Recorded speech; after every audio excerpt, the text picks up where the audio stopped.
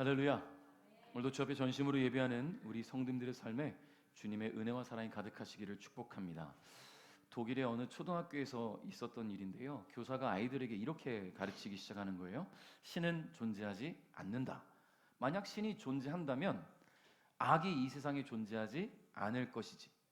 그러나 이 세상에는 분명히 악이 있다. 그렇기 때문에 신은 존재하지 않는다. 여러분 동의하십니까? 자, 그때 한 학생이 손을 들고 이렇게 말하는 거예요. 선생님, 질문이 있습니다. 차가움이 존재합니까? 여러분, 질문이 있습니다. 차가움이 존재합니까? 차가움이 존재합니까? 선생님은 너무나 당연한 질문이라 당연하지. 친구들은 막 웃기 시작했어요. 학생은 추위를 느껴본 적이 없나? 라고 물었어요. 그랬더니 이 학생은 전혀 예상 밖의 답을 내놓지요. 선생님, 사실 차가움이라는 건 존재하지 않습니다. 우리가 차갑다고 느끼는 것은 실제로는 열이 없는 상태를 말하는 것이기 때문이지요. 차가움이라는 것은 열이 없는 느낌을 설명하기 위해 만들어진 단어입니다. 라고 설명을 하는 거예요. 그리고 또 질문합니다. 그러면 선생님, 어둠이 존재합니까? 여러분, 어둠 존재합니까? 자, 교사는 당연히 물론 존재하지 라고 대답했어요. 그래서 학생은 또 말합니다. 선생님, 또 틀리셨습니다. 어둠은 존재하지 않습니다. 어둠은 실제로는 빛이 없는 상태를 말하는 겁니다. 우리는 빛을 연구할 수 있습니다. 근데 어둠은 연구할 수 없습니다. 뉴턴의 프리즘을 통해서 흰색 빛을 여러 색깔로 나누고 각 색깔의 파장을 연구할 수는 있지만 어둠은 그 누구도 연구할 수가 없습니다. 빛이 한 줄기라도 들어가면 어둠은 밝아지기 때문이지요. 그러니 어떤 특정 공간이 얼마나 어두운지 어떻게 알 수 있겠습니까? 우리는 빛이 얼마나 존재하는지, 얼마나 약한지만 측정할 수 있을 뿐입니다. 어둠은 빛이 존재하지 않는 상태를 설명하기 위해 만든 단어입니다. 공감하시죠? 자, 마지막으로 학생이 또 묻습니다. 그럼 선생님, 악은 존재합니까? 그럼 선생님이 처음에 가르쳤던 게 악이 존재하단 말이잖아요. 당연하지. 내가 강조한 대로 이 세상에는 분명히 악이 존재해. 사람이 사는 곳이라면 어디든 존재하는 수많은 범죄와 폭력이 그것을 증명하지 않는가? 그때 학생은 이렇게 말합니다. 선생님, 악은 존재하지 않습니다. 악은 단지 신이 그 마음에 없는 상태를 나타내는 것입니다. 악이란 어둠과 차가움과 마찬가지로 인간의 신이 없는 상태를 설명하기 위해서 만들어낸 단어입니다. 신은 악을 창조하지 않았습니다. 악은 인간의 가슴 속에 신의 사랑이 없는 결과일 뿐입니다. 마치 차가움은 열이 없는 것 같은 상태인 것처럼 어둠은 빛이 없는 것과 마찬가지로 악은 신이 없는 상태라는 것이지요.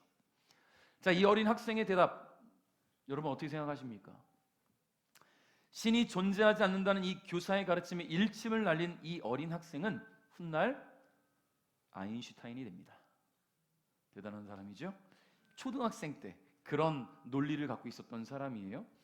여러분, 이 이야기를 제가 보면서 그렇지, 맞아 라는 생각을 했어요. 우리 마음에 하나님이 있는 사람과 없는 사람의 차이가 악하냐 선하냐라 결정을 짓는 것 같습니다. 하나님이 그 마음을 차지하고 계신 사람은 절망 중에서도 소망을 보지요. 절망 중에도 악한 일을 하지 않습니다. 소망의 하나님이 그 안에 계시니까. 선하신 하나님이 그 마음을 붙잡고 계시니까. 고난 속에서도 일으키시는 하나님의 은혜를 믿고 있기 때문에 내가 지금 절망 중에 있다고 악을 행하지 않아요. 하나님이 없기 때문에 다른 사람에게 해코지를 하는 일도 벌어지는 거 아니겠습니까? 그래서 어떤 상황에서도 우리는 감사가 우선이어야 된다는 거예요. 하나님 내 안에 계시다는 것, 내 안에 계셔서 감사합니다. 이미 구원을 허락하신 것만으로도 감사할 수 없는 은혜를 받았기 때문에 우리는 감사가 그 삶을 가득 채워야 된다는 거예요. 근데 여러분, 마음에 하나님이 없는 사람 어떻습니까? 늘 절망적이죠. 자그마한 문제라도 생기면 오히려 더 밑바닥으로 떨어집니다. 고난은 고난 그대로 보이고요, 문제는 문제로 남습니다. 하나님이 없으니까요. 하나님이 없으니까 눈앞에 보이는 현실이 전부예요. 신뢰할 만한 존재가 없다 보니 자기만의 능력, 자신의 힘을 믿을 수밖에 없어요. 자신의 능력을 의지하다 보니까 하나님의 뜻과는 반대의 길로 갑니다. 내가 방법을 찾으려고 하다 보니까. 하나님이 그 마음에 계시다면 다시 돌아올 건데, 그렇게 더 깊이 멀어지다 보면 죄의 길로 들어서게 되는 것이지요. 그러니 늘 힘이 들고 고단하고 부정적일 수밖에 없습니다. 여러분 안에는 주님이 계십니까? 인생의 어두운 터널을 지나고 계시다면 오늘 말씀을 함께 묵상하시면서 그 어두움에 계시는, 그 어두움 속에서도 밝은 빛의 길로 인도하시는 우리 주님을 다시 한번 떠올리시기 바랍니다. 여러분의 인생 가운데 주님이 함께 하셨던 그 수많은 시간들을 지금 만난 그 어려움으로 다 잊어버리지 않길 바라요. 우리가 어떤 상황에 처했을 때도 우리를 일으키셨던 주님이 지금도 빛을 주시는데 우리는 과거를 잊어요. 주님 나와 함께 하셨던 과거를. 왜요? 눈앞에 보이는 현실 때문에. 마음에 주님이 계시면 그 작은 빛이 더 활활 타오를 줄 믿습니다. 여러분, 그러므로 우리 주님을 의지하시기 바랍니다. 주님은 빛으로 오신 분이라는 것을 잊지 않기를 바라요. 우리 12절 말씀을 읽겠습니다. 시작.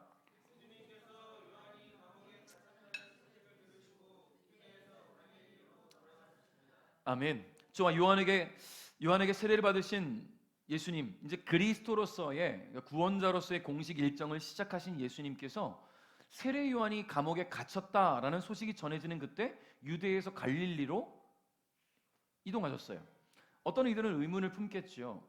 아니, 세례 요한이 감옥에 갇혔으면 예수님이 그렇게 떠나시면 안 되잖아 라는 생각을 하겠죠. 가서 구해 주셔야 되는 거 아니야? 라는 생각을 할지도 모릅니다. 근데 우린 여기서 이 요한이 감옥에 갇힌 것과 예수님이 유대를 떠나서 갈릴리로 돌아가신 것을 인과관계로 봐서는 안 돼요. 그냥 동일한 시점에 이루어진 일일 뿐입니다. 예수님이 떠나시던 그때 요한은 감옥에 갇혔다. 아시겠죠? 자, 예수님은 공생애를 시작하시면서 부르심이 있는 곳으로 움직이신 것뿐이에요. 하나님께서 부르시는 곳으로, 하나님께서 가게 하시는 곳으로. 여러분, 예수님조차도 하나님께서 주시는 마음대로 따라 움직였습니다. 순종하면서 가라 하시는 곳에서 말씀을 선포하시고 치유하게 하시고 그곳에서 놀라운 일들을 일으키셨지요. 여러분, 다만 우리는 이 요한이 갇힌 것과 예수님이 갈릴리로 돌아가신 것을 통해서 요한의 사역이 마무리되고 예수님의 사역이 이제 시작되고 있음을 알 수가 있다라는 거예요. 요한의 사역은 이제 마무리되고 예수님은 시작된다. 여러분, 생각해 보세요. 요한이 어떤 사람이에요? 요한의 사명이 뭐였습니까? 예수님이 오실 길을 준비하는 사명이 있었어요. 그게 요한이 태어날 때부터 하나님께서 주신, 그 아이에게 주신 사명이에요. 요단강에서 수많은 사람들에게 하나님의 나라를 선포하고 회개를 촉구했던 그의 목소리는 이제 예수님의 오심으로 그 사명을 다한 것이지요. 하나님의 사람들에게는 소망이 있습니다. 예수 그리스도를 통해서 하나님께 나아가는 것이에요. 이미 예수님을 영접하고 그분을 믿는 믿음의 고백으로 우리는 구원받은 하나님의 자녀가 되었습니다. 여러분 동의하시죠? 여러분 모두 구원받은 하나님의 자녀가 되었습니다. 여러분 확신을 가지십시오. 의심하지 마십시오. 내가 예수님이 내 안에 계시다라고 고백하는 순간 우리가 입으로 시인할 때 주님은 그렇게 확정하시는 거예요. 여러분, 천국이 우리에게 예비되었다는 거죠. 그러나 그 아름다운 하나님의 나라가 우리가 죽어야 가는 곳으로만 생각해서는 안 돼요. 우리가 이 땅을 살아가는 곳에, 이 땅을 살아가는 동안에 하나님의 나라가 우리의 삶에 펼쳐져야 된다는 거예요. 그럼 이런 생각을 합니다. 나는 이렇게 고통스러운데, 난 이렇게 힘든데 무슨 하나님의 나라야? 하나님의 마음이 없으니까, 하나님이 이 안에 계시지 않으니까 하나님의 나라가 보이지 않는 거예요. 절망 속에서도 우리를 이끄시는 하나님을 바라보면 이 땅이 하나님의 나라가 됩니다. 내 삶이 하나님의 나라가 돼요. 여러분의 가정이, 여러분의 삶의 현장이, 여러분의 일터가, 우리 교회가 하나님의 나라가 돼야 되는 거예요. 여러분, 그러기 위해서 우리는 주어진 이제 사명을 감당해야 됩니다. 세례 요한과 같이 저와 여러분에게도 주님 주신 사명이 있어요. 그 사명을 오늘 말씀을 듣는 가운데 깨닫는 은혜가 있으시기를 주님의 이름으로 축복합니다. 자, 이제 예수님의 시간이 시작되었습니다. 13절 말씀 읽겠습니다. 시작.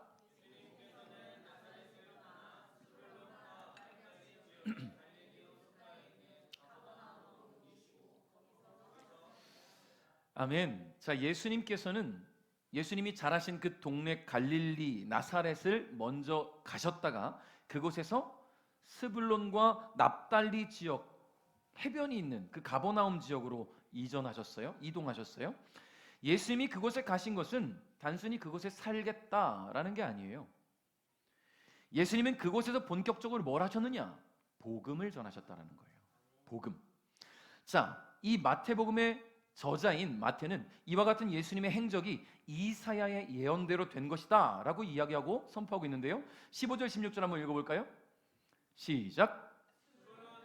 납달리 땅 호수로 가는 길목 요단강 건너편 이방 사람들이 사는 갈릴리, 이곳 어둠에 사는 백성들이 큰 빛을 보았다.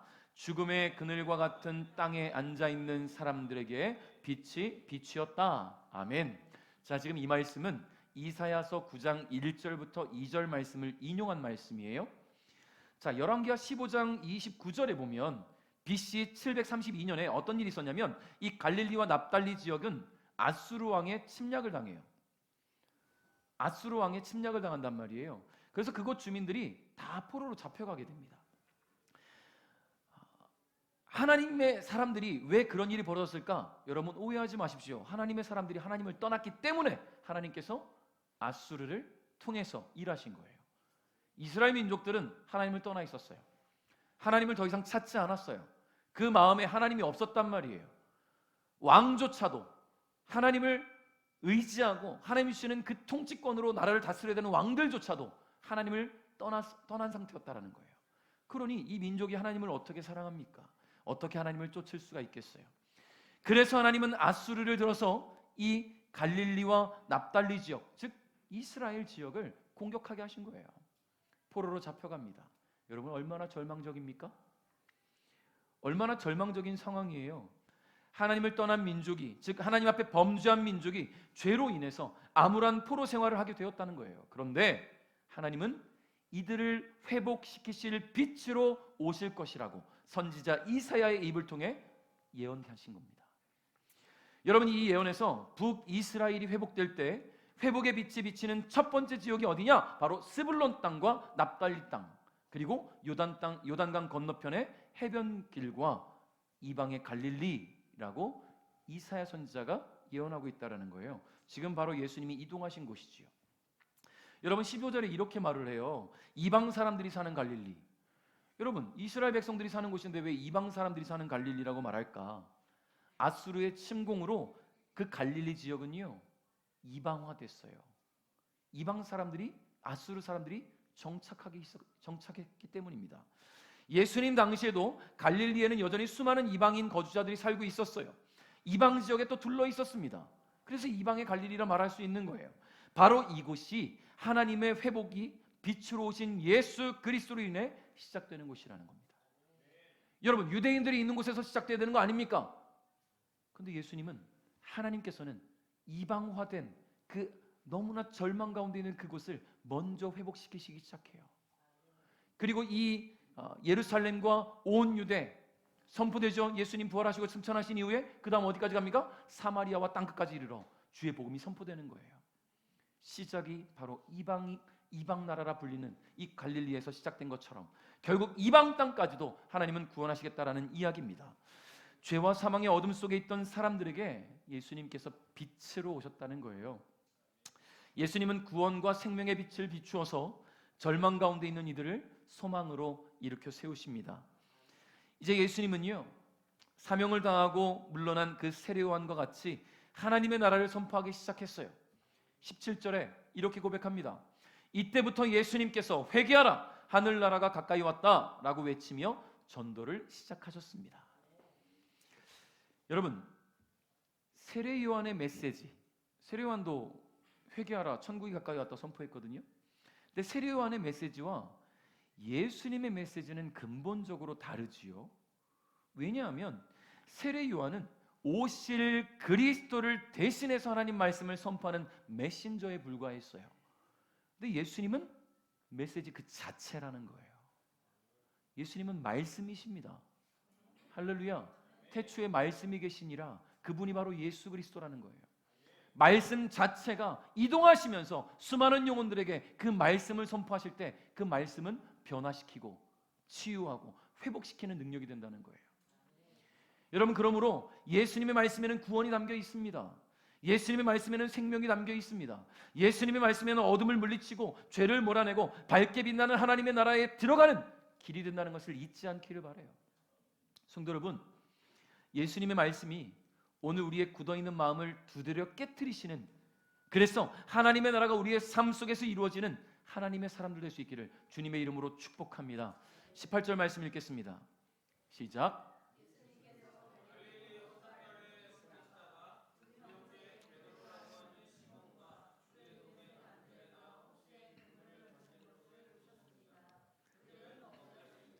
아멘.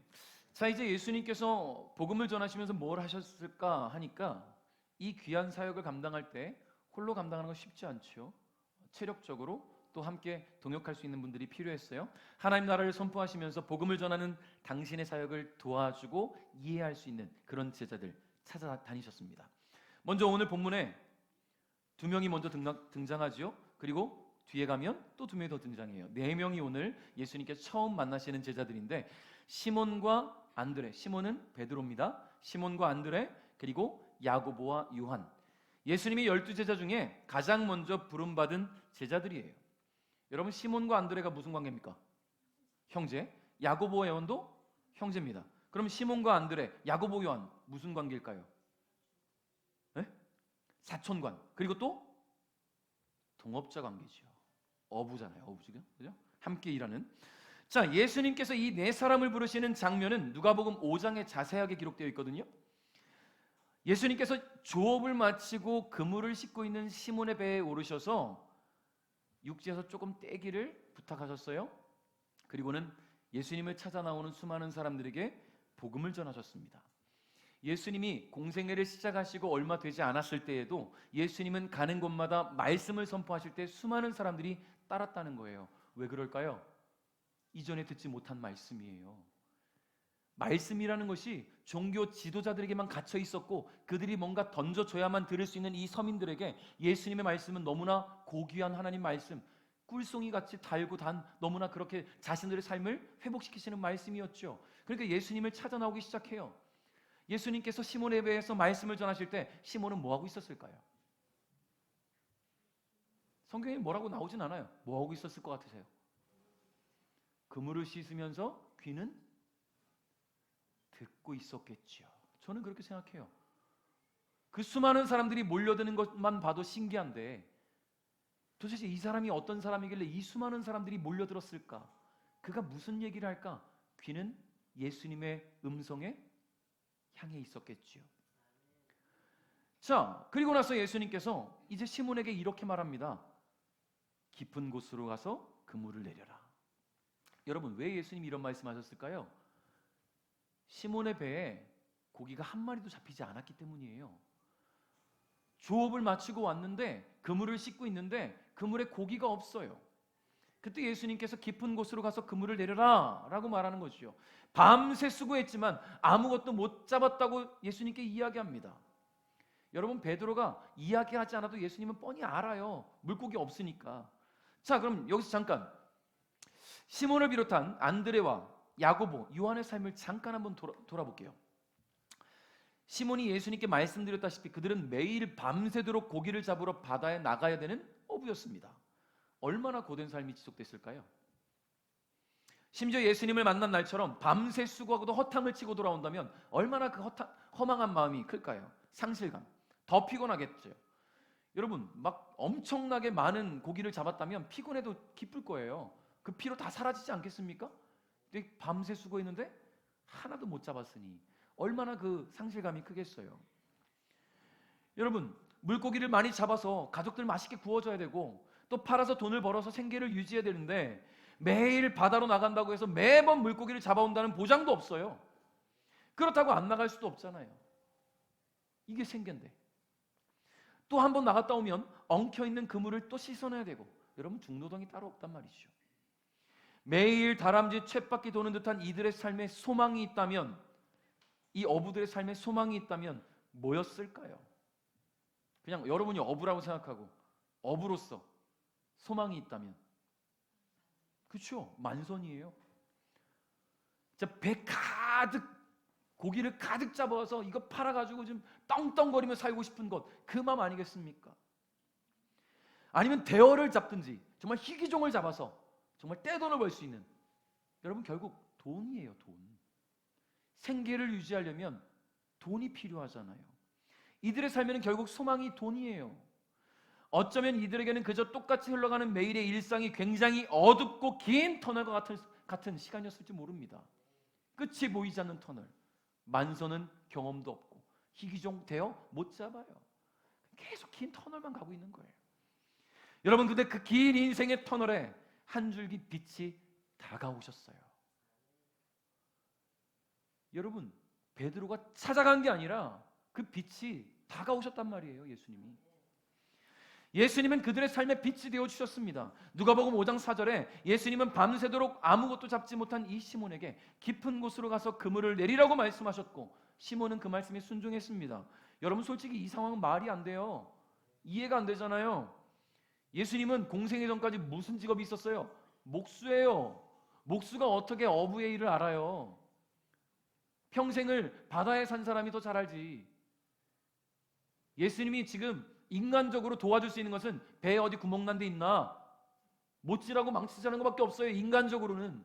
그렇지 않습니까? 목수니까. 베드로보다 더 전문가잖아요.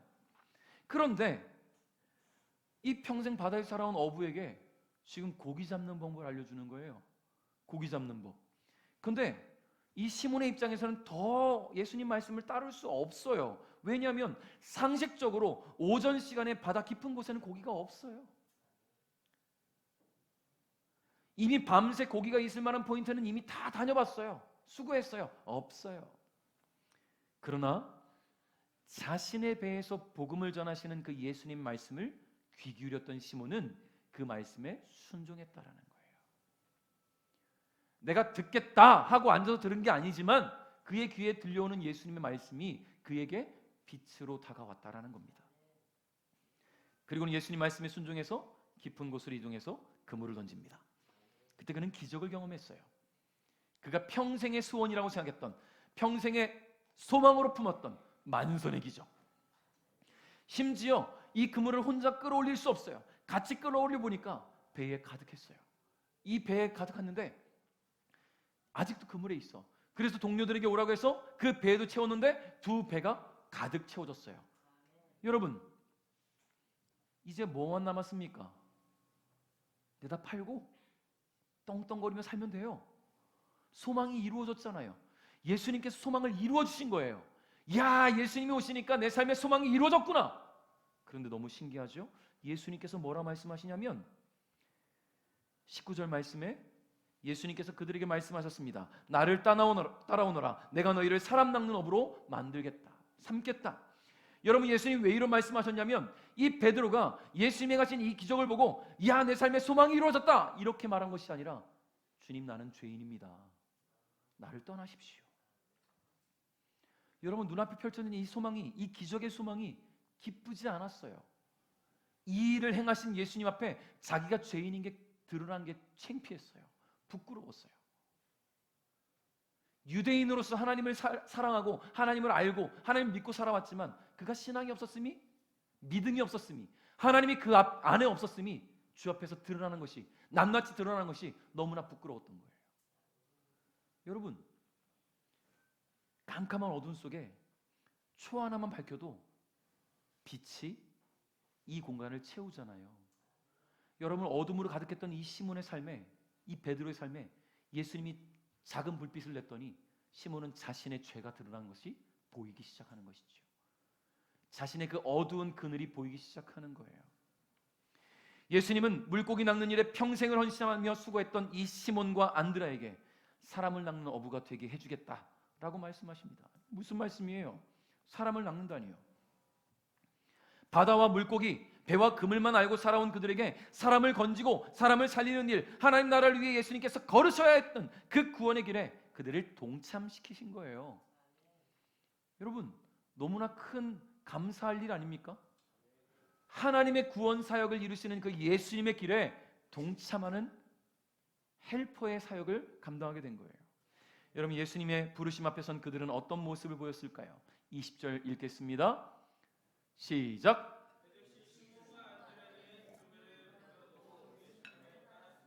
아멘. 자, 시몬과 베드로, 안드레는 즉시 예수님을 따랐다.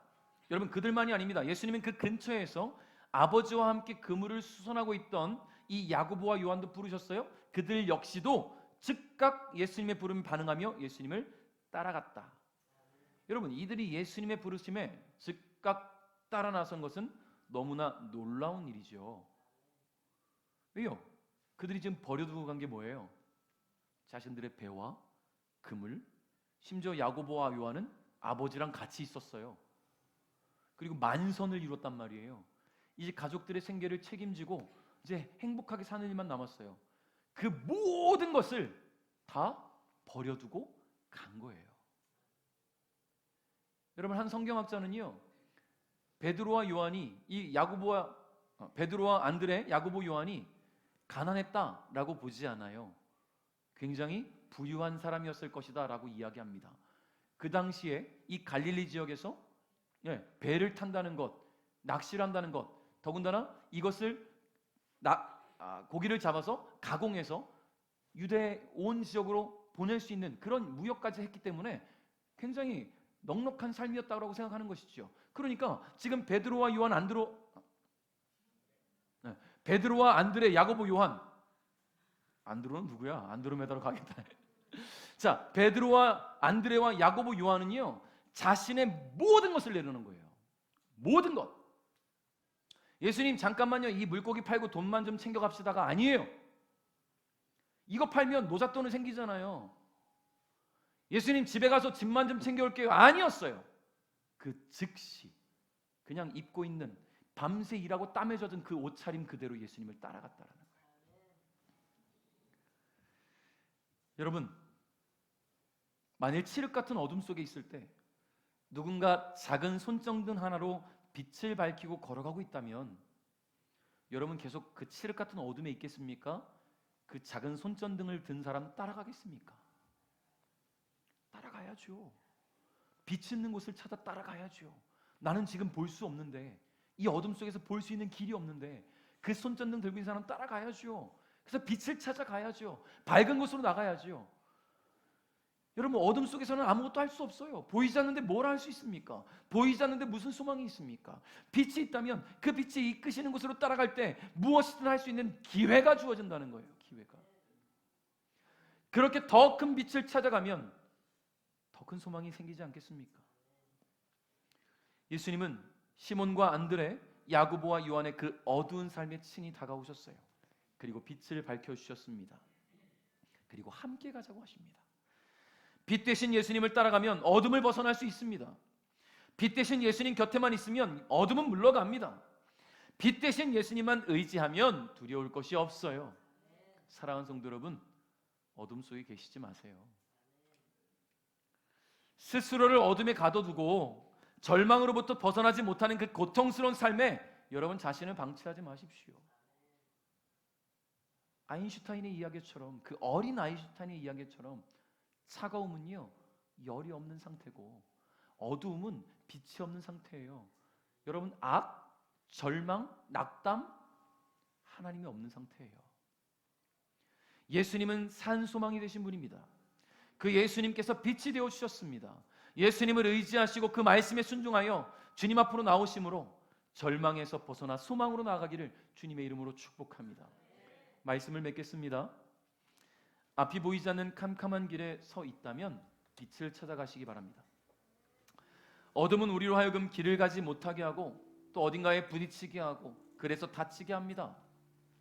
그래서 우리는 작은 빛이라도 보이는 곳을 찾아가야 돼요. 빛을 따라가다 보면 길이 보일 겁니다. 주님은 빛으로 오셨어요. 지금 여러분의 인생이 칠흑과 같은 어둠이라면 우리를 위해 구원자로 오신 예수님을 찾으시기 바랍니다. 주님은 빛이세요. 제가 아무리 얘기해도 여러분이 경험하지 않으면 그 빛 대신 예수님이 여러분에게 아무런 소용이 없어요. 아무리 말씀을 선포해도 여러분이 찾으려는 의지가 없다면 그 예수님, 그 빛 대신 예수님을 따라갈 수가 없다라는 거예요. 여러분의 의지가 필요합니다. 내가 이 어둠에 있으면 안 되겠구나. 내가 이 상태에 머물러 있으면 안 되겠구나. 내가 빛 대신 예수님을 따라가야 되겠구나. 여러분 나오세요. 같이 기도합시다. 빛 대신 예수님이 여러분에게 소망이 될 수 있기를 함께 기도합시다. 집에서 기도할 수 있어요. 직장에서 기도할 수 있어요. 하세요. 그리고 교회 나오세요. 함께 기도하세요. 여러분, 교회가 왜 존재합니까? 교회가 존재하는 목적이 뭐예요?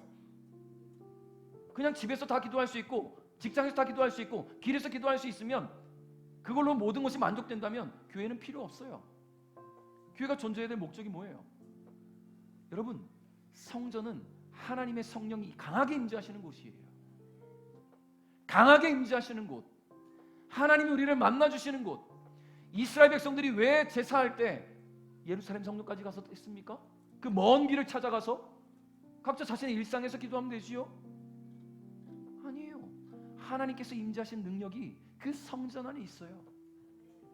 여러분의 빛이 되신 주님께서 오늘 여러분에게 큰 은혜를 주시길 바랍니다.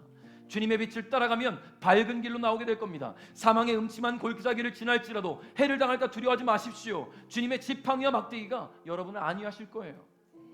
주의 말씀은 내 발의 등이요 나의 길의 빛이니이다. 여러분, 제가 베델교회 왔을 때 하나님 제게 주신 마음에 주신 말씀이에요. 여러분, 주의 말씀이 내 발의 등입니다. 그 등불 대신 주님 따라가면 돼요. 내 길의 빛이라고 믿고 따라가십시오. 내 힘을 의지하지 마시고 나의 삶을 주님께 온전히 내어 맡길 수 있기를 주님의 이름으로 축복합니다. 주님이 여러분의 삶의 등불 되시고 여러분의 길의 빛이 되심을 믿고 주님을 의지하며 따라가는 삶이 되시기를 주님의 이름으로 축복합니다.